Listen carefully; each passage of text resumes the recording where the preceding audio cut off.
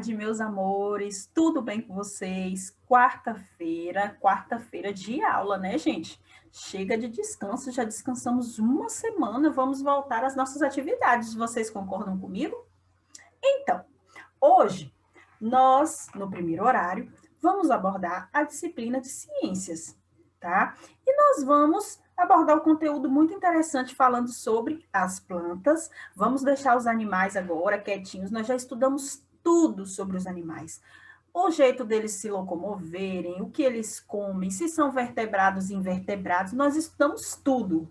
Animais nocivos, animais silvestres, animais domésticos. Eu acho que nós já aprendemos tudo sobre os animais, né? Então, nós vamos hoje começar a falar sobre as plantas.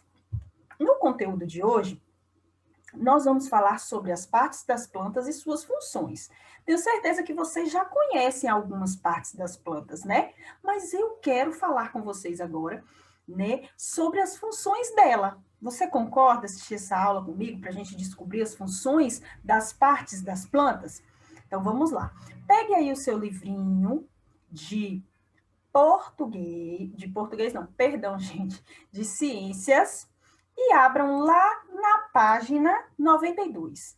Então, a página de hoje é a página 92 do livrinho. Como a tia Amanda disse, nós vamos falar das partes da planta e suas funções, tá? Então, abram aí na página 92. Estou aguardando vocês pegar todo o material de vocês. Logo de início, nós temos aí na página 92, falando assim, ó. Vou ler com vocês, acompanhem aí, tá? A maioria das plantas possui 5 partes. Tia Amanda, eu sei quais são essas 5 partes. Beleza. Repitam comigo. Raiz, caule, folhas, flores e frutos. Então, essas são as 5 partes que compõem algumas plantas. A gente está falando da maioria.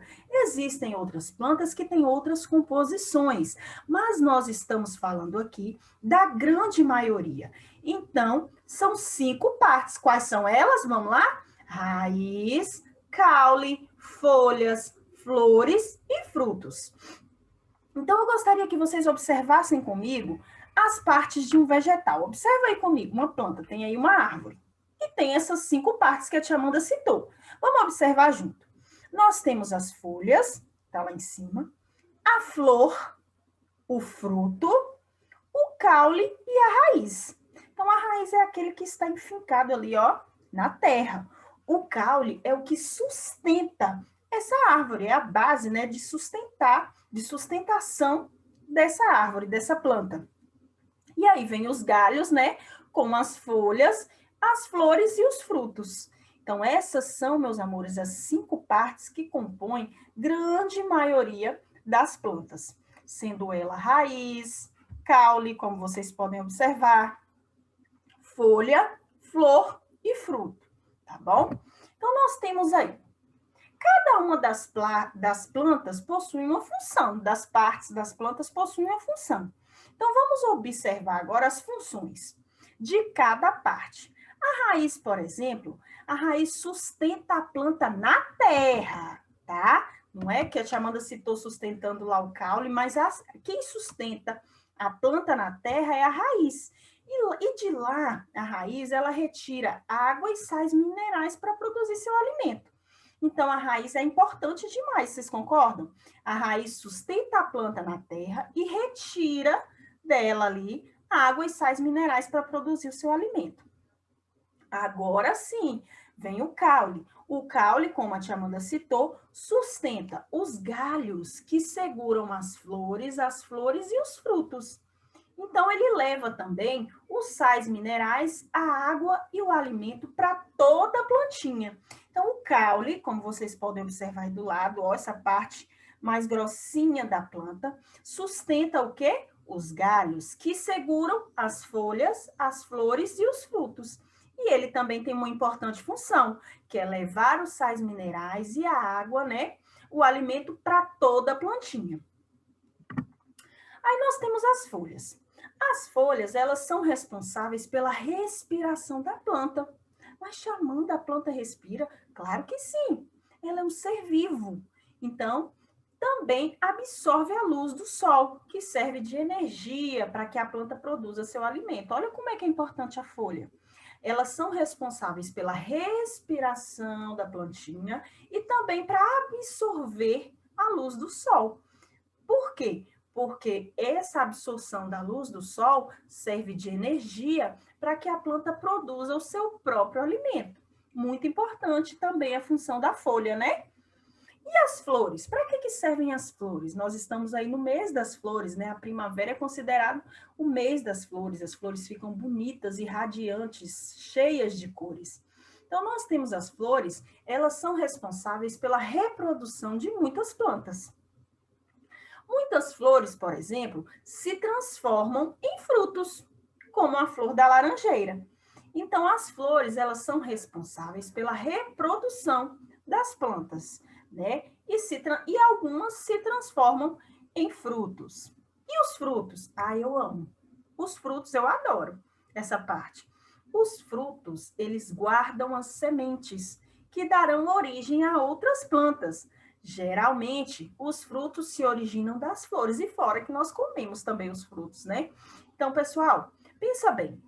Quando nós comemos uma fruta, observamos que dentro dela tem sementes, né? A uva, por exemplo, tem algumas uvas que não têm sementes, certo? Vamos fixar nas que tem uva com caroço, melancia, laranja, abacate, enfim, maçã. Dentro dessas frutas tem sementes. Essas sementes darão origem a outras plantas quando são plantadas. Então, geralmente, os frutos eles se originam dessas flores, né? Então, o papel do fruto também é muito importante destacar, porque essa sementinha, se ela for plantada, se ela for cultivada, dará origem a outras plantas.